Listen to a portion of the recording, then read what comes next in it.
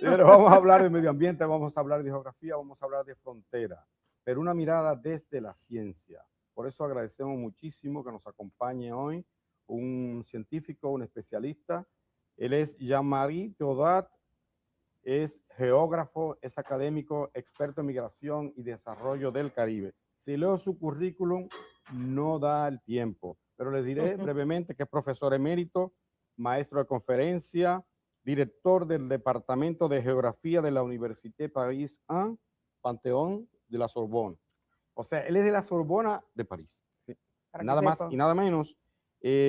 Ha desempeñado también como profesor de la Université d'État de Haití. Él es de la Universidad Estatal Haitiana. Posee amplia trayectoria en la investigación científica, la gestión universitaria y la producción intelectual, con numerosas publicaciones dedicadas a la identidad, el desarrollo, el territorio, el desarrollo y la reconstrucción urbana. De manera que tenemos un banquete, vamos a hablar con un intelectual de alto nivel. Nos da mucho gusto recibirla aquí. Le agradecemos mucho que haya aceptado esta invitación. Me siento muy agradecido por la acogida, muy calurosa. Gracias. Tiene un español sin mucho acento, habla bien el español. ¿Dónde lo aprendió? ¿Dónde lo ha desarrollado? Primero en Haití, porque tenemos como una necesidad de hablar otros idiomas, porque somos los únicos en casi todo el Caribe, fuera de Martinica y Guadalupe, a hablar creol y francés. Y por tener como vecinos la República Dominicana, yo desde muy joven yo me dediqué a aprender castellano y estoy muy contento. Sí o sí. Sí, no sé, porque se dice que hay que los haitianos tienen una facilidad, yo no sé si hay un estudio científico, usted que es científico, para los idiomas, pero ves que la gente de calle te habla. Sí, o sea que por lo que él dice, tiene, o aprende o aprende. ¿Verdad? Entonces, o aprendes o te callas, claro, claro, claro. Es por eso probablemente. Probablemente. Pero claro, encontramos gente en Haití que habla 5 idiomas, los que estudian, 6 idiomas, como nada. Mire, nos gustaría que usted nos hablara del territorio y obviamente su especialidad, sobre todo, usted ha trabajado mucho la migración en el Caribe. Este es un tiempo difícil para las migraciones, no solo en el Caribe, en todas partes. En el mundo. ¿Qué está pasando con las migraciones? ¿Cómo hemos llegado en la humanidad a este punto? Que prácticamente se ha criminalizado. Estamos mirando lo que ha decidido el Parlamento Europeo esta semana, por ejemplo. Sí. Desde hace más de 20 años se habla del mundo que se ha transformado en una aldea universal. O sea que somos todos vecinos y casi ya no hay frontera para el capitalismo, para la ciencia, para la cultura. O sea que hay un intercambio a través del mundo que hace que hay un flujo que nos ha transformado en una aldea. Pero mientras tanto, se han mantenido las fronteras migratorias. O sea que uno no puede pasar una frontera sin tener un pasaporte, sin tener una visa, y es donde, digamos, hay una paradoja en el fluidismo de la circulación, de las ideas, del capital y tal, mientras que la gente tiene que permanecer en su casa. Pero al mismo tiempo hay una evolución en las mentalidades. Hoy en día vivimos desde, digamos, más o menos 10 años un resurgimiento de sentimientos nacionales, del nacionalismo, y lo que hace que la gente a veces se asusta por tener vecinos que no son semejantes a ellos. Que no lo entienden. Que no entienden. Mientras que se sabe también que la migración es un aporte enorme en la economía de casi todos sus países. Por ejemplo, en Europa hoy en día, donde la demografía tiene muchos problemas, o que hay una falta de nacimiento en países como el Japón, como Alemania, Francia, España. España acaba de regularizar más de 500,000 personas ajenas, mayoritariamente de América Latina. Disculpen, no por amor, sino porque lo necesita para su economía. Por necesidad, sino también porque eso es el rumbo de un movimiento universal. Pero el problema es que no hemos cambiado, digamos, las perspectivas humanas. Las ideologías aún, digamos, están a través, en contra de este fluidismo que se busca y que de todas maneras se va a dar. Dentro de 50 o 100 años, las fronteras ya no tendrán el mismo sentido. Cuando usted dice eso, la frontera no tendrá sentido, y más en este ambiente, en República Dominicana, hay temor, hay miedo. Están hablando de la unificación de la isla, pero no se trata exactamente de eso. No. No es que cada quien pierda su identidad. Estamos hablando de una conversación, de una relación, digamos. De una relación de intercambio. O sea que la migración se transforma en un problema cuando hay un desbalance demasiado enorme entre dónde la gente sale y dónde llega. Como Por ejemplo, pasa aquí. ¿Cómo pasa aquí? O sea que la República Dominicana y Haití es realmente un paradigma de lo que se ha dado en el resto del mundo con un país que ha crecido, que ha conocido un desarrollo tremendo, la República Dominicana, mientras que de la otra parte de la frontera, Haití se ha derrumbado. O sea que habla de un Estado fallido y por lo tanto la gente se escapa. O sea que el problema de la migración entre Haití y la República Dominicana, primero es un problema haitiano. Nosotros tenemos que arreglar las cosas para que la gente se quede en casa. ¿Qué pasa en Haití? Y es una pregunta, se le estamos haciendo a un intelectual como usted, que ha escrito obras, que ha estado en los espacios académicos más privilegiados del mundo. Entonces, su país pasa una situación que no se logra entender. ¿Qué es lo que sucede? Que no se logran poner de acuerdo. ¿Por qué la prevalencia de las bandas? ¿Qué buscan las bandas? ¿Hacia dónde va Haití? Usted, con esa mirada científica, ¿cómo ve el futuro de su país y cómo explica esa tragedia política que vive ese país? Digamos, es un enfoque doble que es al mismo tiempo geográfico e histórico. O sea que histórico hemos conocido en el largo plazo desde casi Haití es un país independiente desde hoy 222 años, Sí. pero todo este recorrido lo hemos pasado muy mal, muy fatal. O sea que las promesas de la independencia haitiana, que eran muy altas, con ideal de libertad, de igualdad, de fraternidad, eso no se ha cumplido. O sea que durante todo este tiempo Haití ha conocido, digamos, tres fases de su historia. Primero, fue un estado sin marrón, en el sentido de que nadie lo había reconocido después de la declaración de su independencia. Luego se ha transformado en un estado autoritario durante más de un siglo, o sea que con dictaduras, con jefes de Estado que actuaban de una manera muy brutal, y desde, digamos, los años 2000, 2004 se ha transformado en la tercera fase, es un país, un Estado fallido. O sea que primero, el derrumbe del ejército. El Estado ha perdido el monopolio de la violencia legítima. Y eso se ha difundido entre las gangas. Eso es el problema. Y es donde la geografía también tiene su importancia, en el sentido de que si Haití fuera realmente una isla, el problema sería tan solo nuestro. Exacto. Pero tenemos una frontera terrestre con la República Dominicana que tiene su soberanía, que tiene su derecho también a defender digamos, su territorio.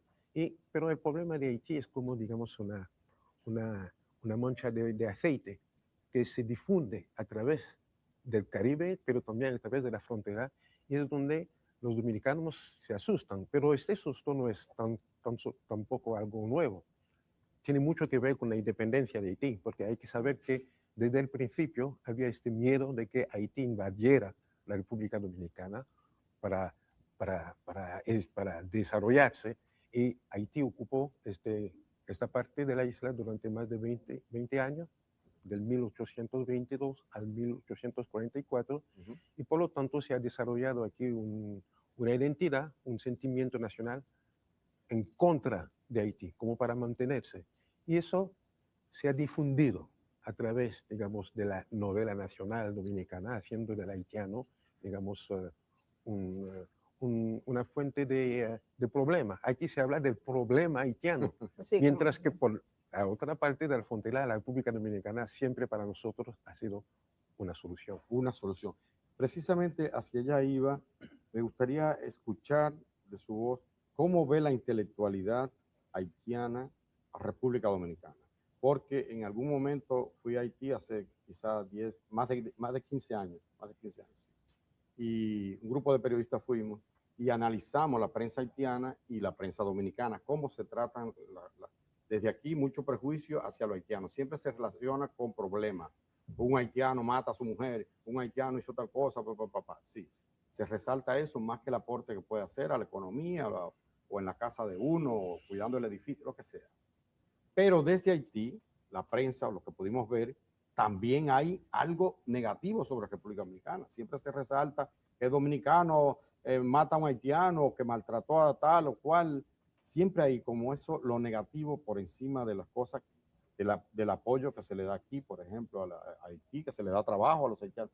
¿Cómo ve entonces esa élite intelectual de la cual usted parte a República Dominicana? Porque algunos dicen que también incentivan el odio hacia acá. No conozco ningún haitiano intelectual que tenga odio con respecto a la República Dominicana. No, eso no existe. El odio es algo, digamos, que surge cuando ya uno está en la ignorancia del otro. Y la ignorancia crea, digamos, este susto. Pero todos los intelectuales haitianos, casi todos hablan español, sí, hablan inglés también, y siempre hemos tenido una relación muy, muy cariñosa con los dominicanos.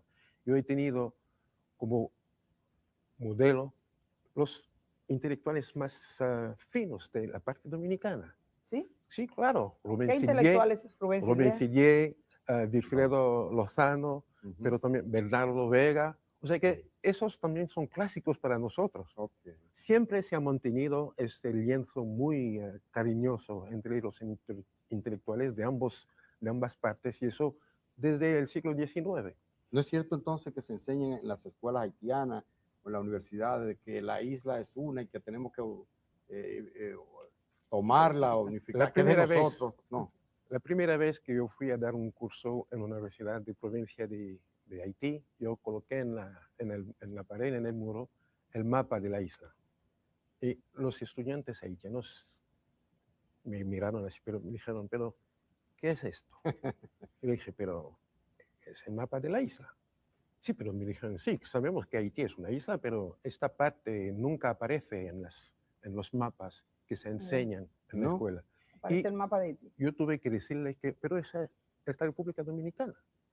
Y todos lo sabieron, no lo sabían. No sabían. O sea que en Haití hay una falta de conocimiento básico sobre la República Dominicana. Ni se sabe quién es Juan Pablo Duarte, Ramón Mella. No saben. No saben. O sea que tenemos un papel histórico que es un papel sagrado. Es realmente aplastar la ignorancia, que es la fuente, que es la base de todo el odio, de todos los malentendimientos que hay en ambas partes. Bueno, hablando de eso que usted dice, de aplastar la ignorancia, hoy precisamente el artículo de David Álvarez Martín, filósofo nuestro, que está en España, va sobre una carta del profesor Juan Bosch a la intelectualidad dominicana en ese sentido. ¿Usted la conoce? Claro, que es una carta muy famosa, donde Juan Bosch legó esta herencia. Fue realmente un... Por ejemplo, esta carta, yo la conozco como intelectual haitiano, pero yo la descubrí en París, en Francia. Es verdad. No en Haití. No en Haití. Aquí hay muchos dominicanos que no la conocen. Y conocen a Juan Bosch, pero no conocen ese criterio. Mire, evidentemente, y quiero referirme al tema de las migraciones, porque nosotros vimos las grandes caravanas humanas que se dirigían a Estados Unidos. Hoy Estados Unidos está cerrando fronteras prácticamente, y hay una decisión de mandar ciudadanos a terceros países. Nuestro país es signatario de eso. Yo vi que en Costa Rica llevaron a un hombre que era de Turquía, o que una colombiana la enviaron al Congo. Sí. Pero acaba esta semana de aprobar el Congreso Europeo una decisión para mandar a ciudadanos que estén en un país europeo a terceros países, a Egipto, alguien que viene de África, y tú dices, pero en Europa está ocurriendo eso también, para hacerte la maldad. O sea, ¿qué pasa en la humanidad? Eso lo estamos viendo. Es como, no sé, usted que también ha trabajado ese trayecto histórico, yo siento que este es uno de los momentos más difíciles.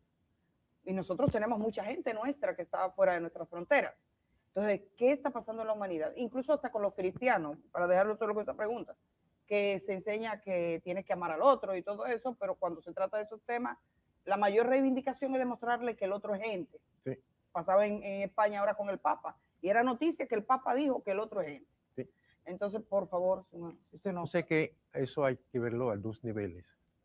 Al nivel, digamos, del Estado, la gente sabe que hace falta tener más nacimiento, hace falta tener, digamos, el mantenimiento de la población, de no ser así, la economía se va a estrellar. Y es por lo tanto que en países como Francia, como Alemania, como Italia, como España, España acaba de regularizar más de 500.000 inmigrantes en su país como para mantener la economía, porque ya se sabe. Italia también está para hacer lo mismo, con 800.000 inmigrantes, mientras que tenemos un gobierno que es de extrema derecha. Meloni es una o sea admiradora de Mussolini. Eso es la paradoja. Sí. Por un parte, se sabe que hay que facilitar la migración para mantener la economía, pero al mismo tiempo eso no se puede, digamos, confesar, porque hay un resentimiento popular que está en contra de este problema. ¿Cree usted que es entonces una doble moral, una hipocresía? Una doble, exactamente.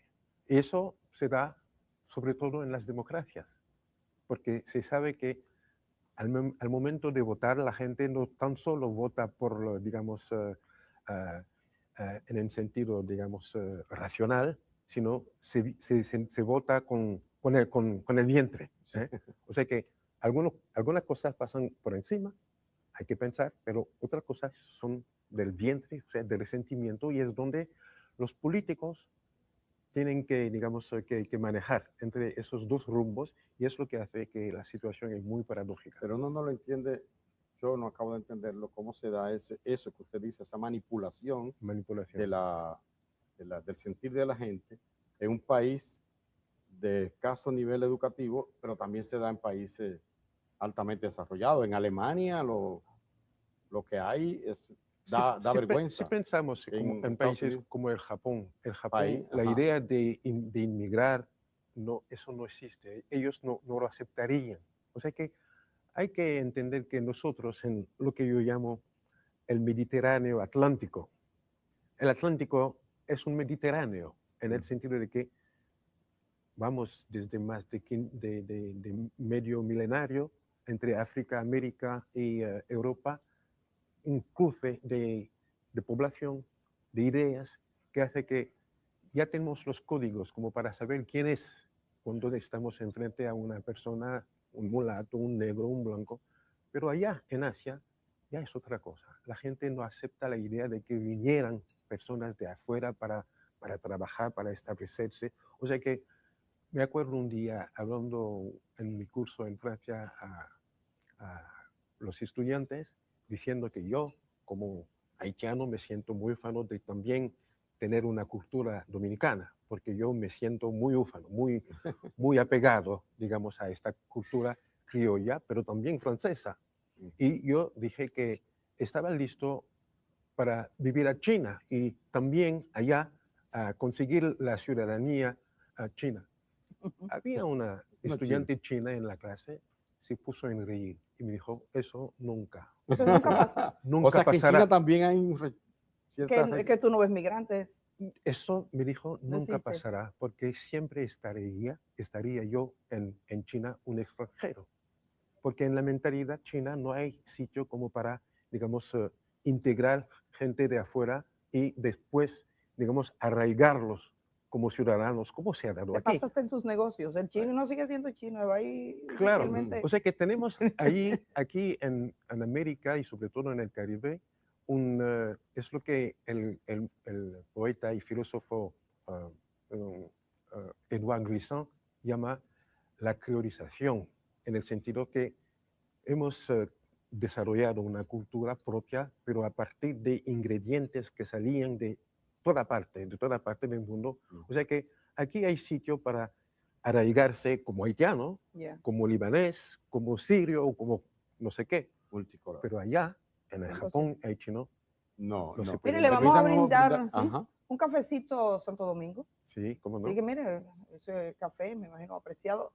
Nosotros vendemos mucho café también así. Muchísimas gracias. Gracias. Mire, yo quería preguntarle precisamente sobre este asunto.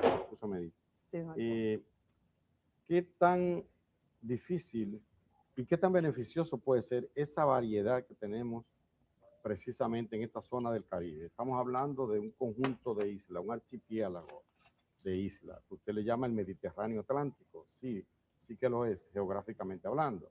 Ahora, es muy diverso. Por un lado, la anglofonía, o sea, lo que hablan el inglés, Como Jamaica. como Jamaica y algunas islas pequeñas. Están los francófonos, los que hablan el francés. Está Haití, que es un caso muy peculiar, y están las grandes islas que hablamos el español. Santo Domingo, Puerto Rico, o sea, República Dominicana, Puerto Rico y Cuba. Sí. Luego, esa variedad, ¿cómo podemos aprovecharla para convertirla de una dificultad en cómo potencializarla? Nosotros en Haití decimos que los idiomas no son una barrera, sino un útil. Es una herramienta, Una herramienta. como para hablar con los demás. Y o sea que más allá del idioma que nos separa, tenemos una historia común que es del todo igual en casi todo el archipiélago, como usted decía. O sea que el descubrimiento, la colonización, Exacto. la esclavitud, el racismo, el colorismo, también esos problemas Los se dan. gobiernos autoritarios fueron al mismo tiempo. El caudillismo, El y caudillismo fue al hoy mismo en tiempo. día la democracia. O sea que esos temas son de nosotros, son temas comunes. Y la verdad es que cuando la persona cruza la frontera, por ejemplo, un haitiano que viene aquí y que vive, después de 10 o 15 años ya se ha aplatanado, o sea que se ha dominicanizado.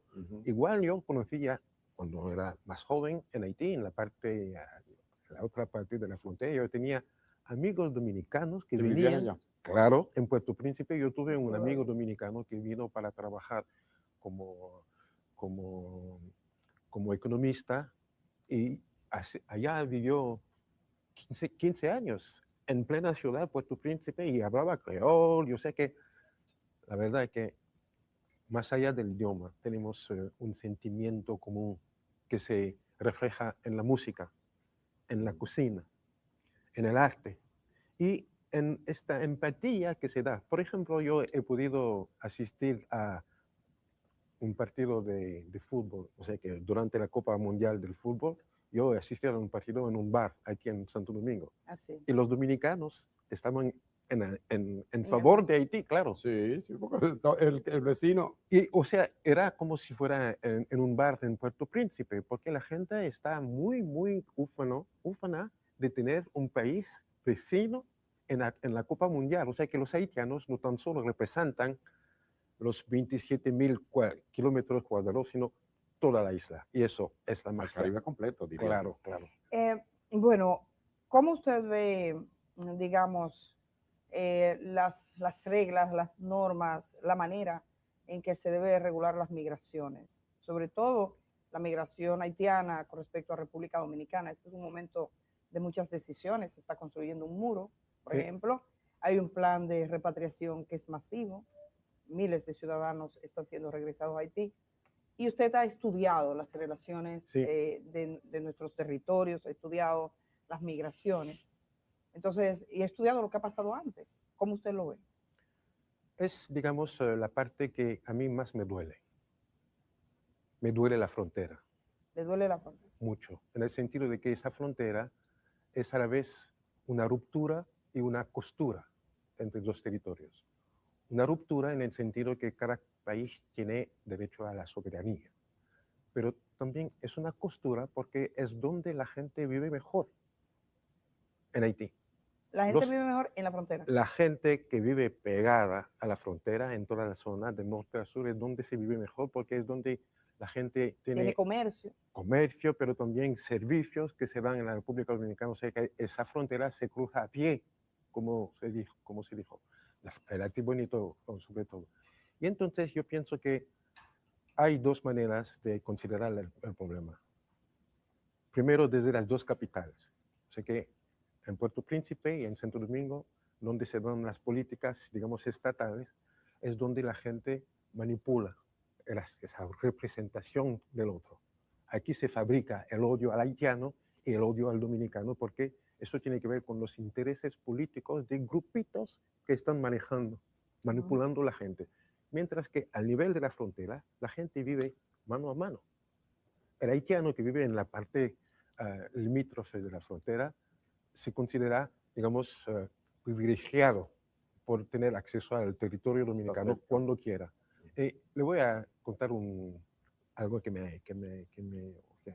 me impactó mucho cuando estuve haciendo estudio de campo en la frontera. Estaba haciendo conteo de personas que cruzaban la frontera entre Bokpanik y Banica, que son dos aldeas que casi tienen el mismo nombre.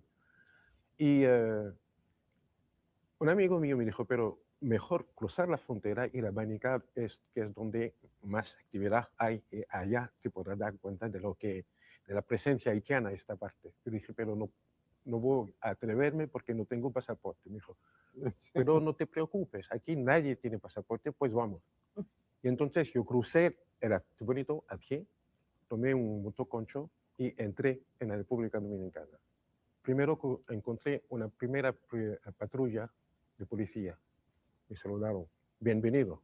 Dijo, El que estaba en la frontera. qué rico. ¿En qué año fue eso? Eso fue en el 2006. 2006, le dijeron, bienvenido. Segunda patrulla. Y ya usted era un profesional, usted venía de París. Claro, claro. Segunda patrulla. Bienvenido. Me dijo, qué bueno. Tercera patrulla, pasaporte. Dije, pero no tengo pasaporte. O sea que, dijo, si usted no tiene pasaporte, a la cárcel. Fue por vez primera que yo iba a la cárcel en taxi pagando yo. ¿Y lo llevaron a la cárcel? Claro. Pero al llegar a la cárcel y empezaron a quitarme los zapatos, quitarme el cinturón y todo. Pero el coronel que estaba en el servicio me dijo, pero ¿cómo un hombre tan...?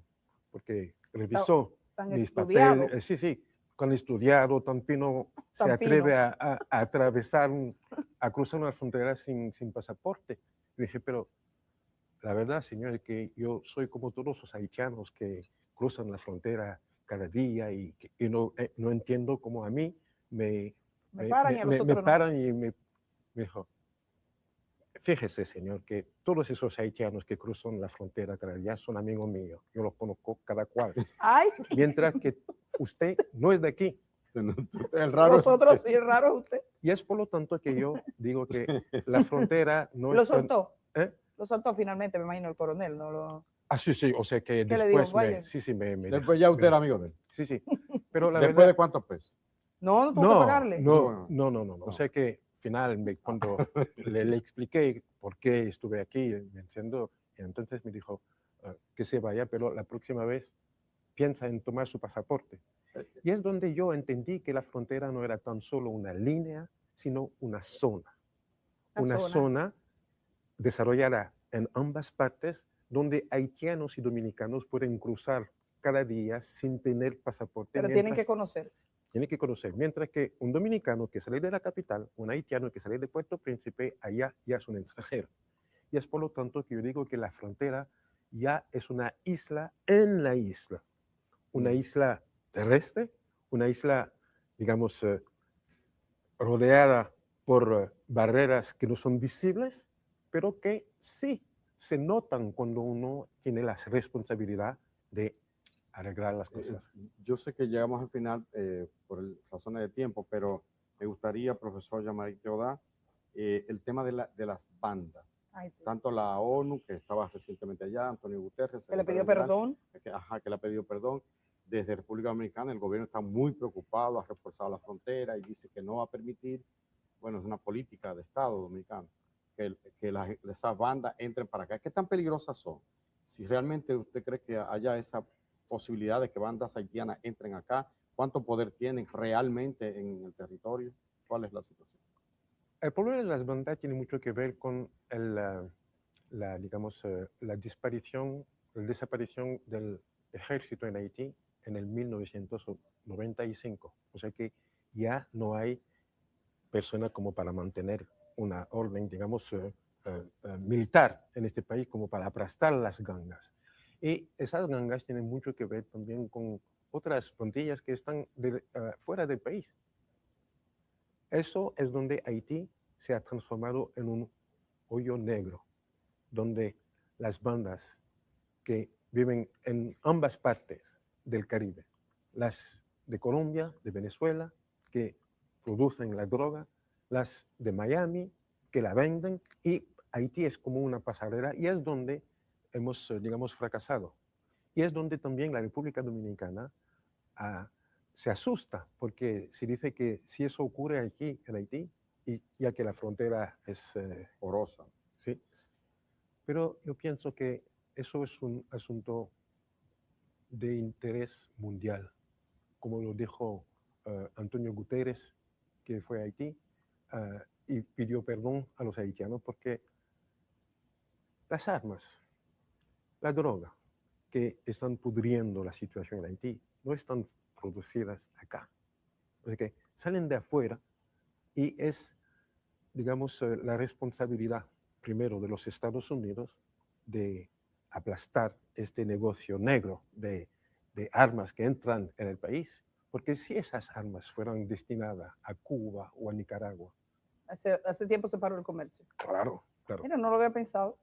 O sea que es una responsabilidad ética de ayudar a Haití. Y la República Dominicana, la verdad, nos ha ayudado mucho. Hay que saber que después del terremoto, el presidente Leonel Fernández fue el primero extranjero en entrar en el país sin ser invitado, y allá fue a proponer, ayudar, y nos otorgó una universidad de la que yo fui el primer rector. Usted fue el primer rector de la universidad donada Claro, a la República Dominicana. Y es por lo tanto que yo me siento muy agradecido con respecto al pueblo dominicano, porque era una dádiva del pueblo dominicano, no tan solo de un presidente. ¿Y esa universidad sigue operando? Claro, acabamos de graduar la segunda cohorte de médicos, de ingenieros, de abogados. Pero mira, y eso en pleno campo. En pleno campo. No habíamos tenido noticias más de esa universidad. Eso nunca se había dado fuera de la capital. Y entonces, yo pienso que tenemos una historia que aún queda por escribir. Y nosotros, los intelectuales, los periodistas, tenemos un papel muy importante como para apoyar lo bueno que se da en ambas partes de la frontera. Yo le digo la verdad, quisiera seguir haciéndole preguntas, pero el equipo que nos pedía, nos decía que usted tenía un compromiso y no queremos dilatarlo más. Sé de hecho que le hemos robado un tiempito, pero le agradecemos mucho su disposición de venir acá. Si alguien está interesado en sus libros, ¿dónde puede encontrarlo? Y que usted nos diga. O sea que mi libro sobre la frontera, que se llama Una isla para dos, se está traduciendo, y en breve se va a publicar aquí también en la República Dominicana. Que bueno, en breve se publica Una isla para dos. Una isla para dos. Muchísimas gracias. Profesor Jean-Marie Teodat, geógrafo, académico, experto en tema de migración y desarrollo del Caribe. Ha sido un placer para nosotros. Un placer. Es bueno tener una perspectiva un poco más profunda de las cosas. Gracias por la acogida muy calurosa. Gracias a usted por ese aporte. Vamos a ir a la pausa cuando regresemos.